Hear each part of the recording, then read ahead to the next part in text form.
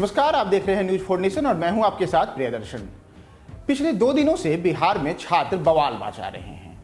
चाहे पटना हो, छपरा हो, बक्सर हो, मुजफ्फरपुर हो, नवादा हो, नालंदा हो या किसी भी क्षेत्र का आप नाम ले लें, हर जगह छात्रों का गुस्सा रेलवे के ऊपर उठता है।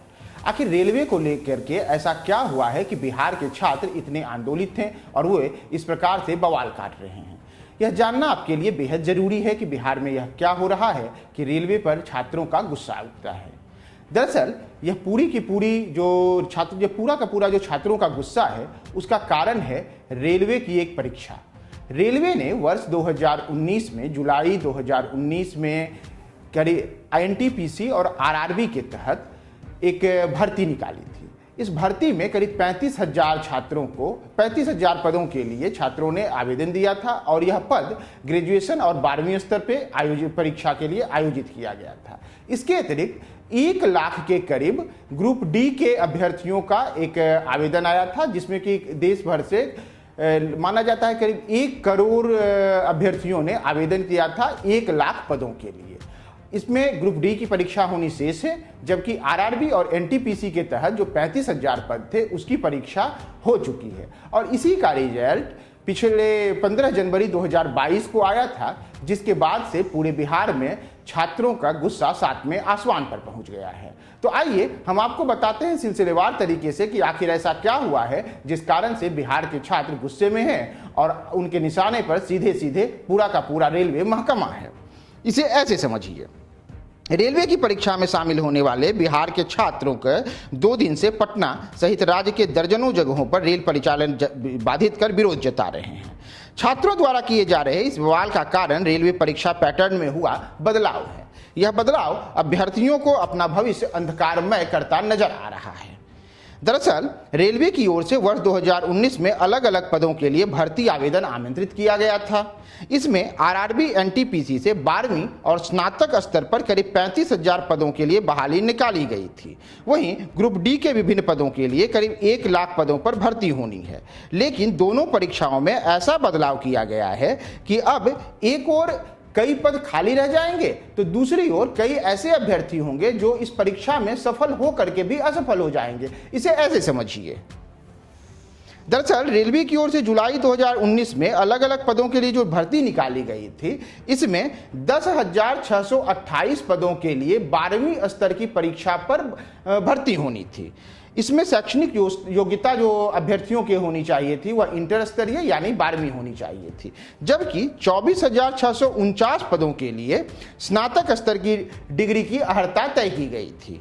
हालांकि जब फॉर्म भरने के बाद रेलवे की ओर से कहा गया कि इन दोनों श्रेणियों की जो परीक्षा होगी, इन दोनों श्रेणियों की परीक्षा हम एक साथ लेंगे, यानी जो 12वीं के विद्यार्थी हैं वह भी और जो स्नातक स्तरीय परीक्षा थी वह भी, दोनों के दोनों एक साथ आएंगे और दोनों के दोनों जब परीक्षा देंगे तो उसके बाद हम तय करेंगे कि जो विद्यार्थी 12वीं स्तर के थे उनका रिजल्ट 12वीं स्तर के पदों के लिए आएगा और जो स्नातक स्तरीय थे उनका रिजल्ट स्नातक स्तरीय पर आएगा। लेकिन ऐसा नहीं हुआ। यह देखिए कैसे हुआ दरअसल यह कि जब 15 जनवरी 2022 को रिजल्ट आया तो रिजल्ट आने के बाद ज्यादातर जो चयनित हुए हैं, जिनका कि अभी पहले चरण की परीक्षा के बाद आया है, उसमें ज्यादातर स्नातक स्तर के अभ्यर्थी हैं और जो 12वीं स्तर के अभ्यर्थी थे वह उनका बेहद कम रिजल्ट आया है।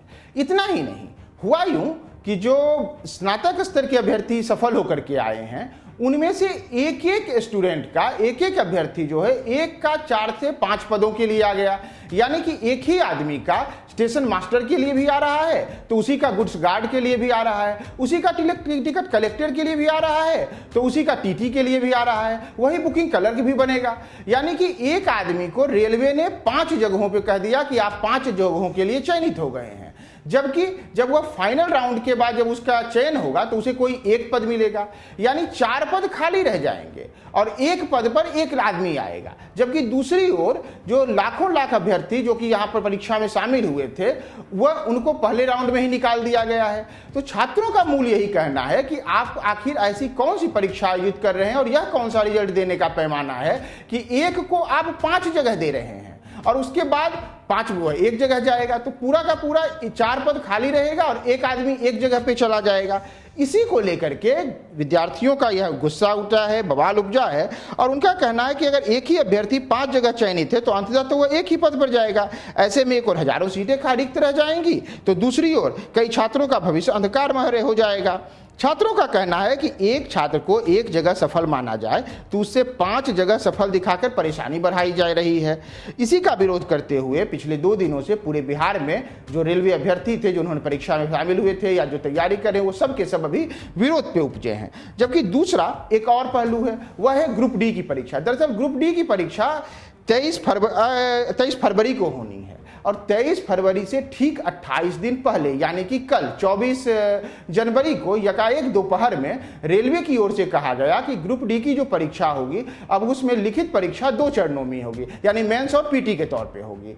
तो पहले ग्रुप डी के जो रहेंगे अभ्यर्थी वह 2 परीक्षाएं सफल होंगे और उसके बाद उनको एक दौड़ कंप्लीट करनी है। 1 किलोमीटर की दौड़ को उनको 4 मिनट 15 सेकेंड में सफल तय करना है। बाद में उन्हें 40 किलो वजन लेकर के दौड़ना है और उसके बाद मेरिट में उनका जाएगा। जबकि अगर देश में देखा जाए तो चाहे रक्षा हो, बैंक हो, स्वास्थ्य हो, शिक्षा हो या राज्य एवं केंद्र सरकार के अन्य ग्रुप डी की परीक्षाएं हैं, उन तमाम परीक्षाओं में कोई भी ऐसा नहीं है जिसमें कि इस प्रकार के 2 चरणों की परीक्षा होती है। इसी को लेकर के बिहार के छात्र बवाल कर रहे हैं और वह इस अनियमितता के खिलाफ अपनी आवाज बुलंद कर रहे हैं। इस कारण से ही बिहार में पूरी की पूरी जो छात्र की राजनीति छात्र हैं वह बवाल है पर उठाए मचाए हुए हैं। तो देखना है कि बिहार के छात्रों का जो ये आंदोलन है वह किस ओर जाता है और क्या सरकार बिहार के छात्रों की इस बात को मानती है या क्या इसका और भी बड़ा असर देखने को पूरे देश में मिलेगा। देखते रहिए हमारे साथ न्यूज़ 4 नेशन।